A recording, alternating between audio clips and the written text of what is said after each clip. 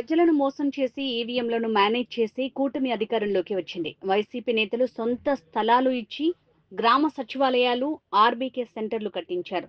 తెదేపా నేతలకు మాజీ మంత్రి ఆర్కే రోజా స్ట్రాంగ్ వార్నింగ్.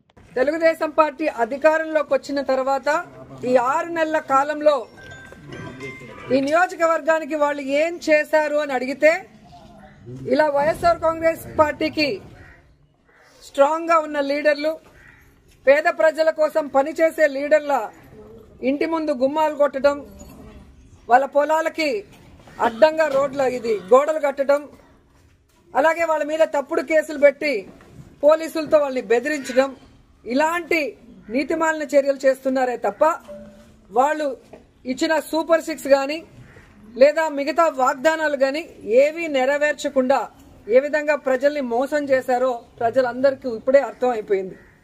కానీ దురదృష్టం ఏంటంటే ఈ పంచాయతీలో తాగే నీళ్ల దగ్గర నుంచి ప్రజలకి అన్ని అందుబాటులోకి తీసుకొచ్చే సచివాలయం, ఆర్బీకే సెంటర్ అన్ని కూడా ఇక్కడ లీడర్లు వాళ్ళ ల్యాండ్ ఇచ్చి కట్టించి ప్రజలకు అన్ని అందుబాటులోకి తీసుకొచ్చారు.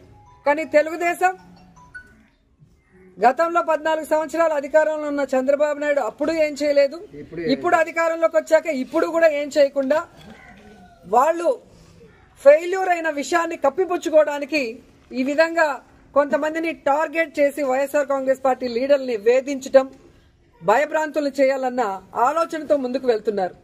వాళ్ళు అర్థం చేసుకోవాల్సింది ఒక్కటే, మా నాయకుడు జగన్మోహన్ రెడ్డి గారు భయం అనేది ఆయన బ్లడ్ లో లేదు. ఆయన వెనక పనిచేస్తున్న మేమందరం కూడా జగనన్న సైనికులుగా ముందుకు వెళ్తున్నాం. ఎవరికి భయపడే పరిస్థితి లేదు. ఎందుకంటే వైఎస్ఆర్ కాంగ్రెస్ పార్టీలో మేము ఎవరు తప్పు చేయలేదు.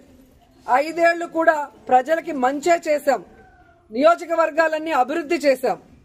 ఈ రోజు మీరు మోసంతో అధికారంలోకి వచ్చారు, ఈవీఎంలు మ్యానిపులేట్ చేసి వచ్చారు, ఏ విధంగా సూపర్ 6లు అంటూ ప్రజల్ని మోసం చేసి వచ్చారు. మీరు సిగ్గుపడాలి, మేము సిగ్గుపడాల్సిన అవసరం లేదు. కానీ ఈరోజు టీడీపీ వాళ్ళని హెచ్చరిస్తున్నాం, ఇలాంటి పనికిమాలిన కార్యక్రమాలు మరొకసారి చేస్తే సహించేది లేదు.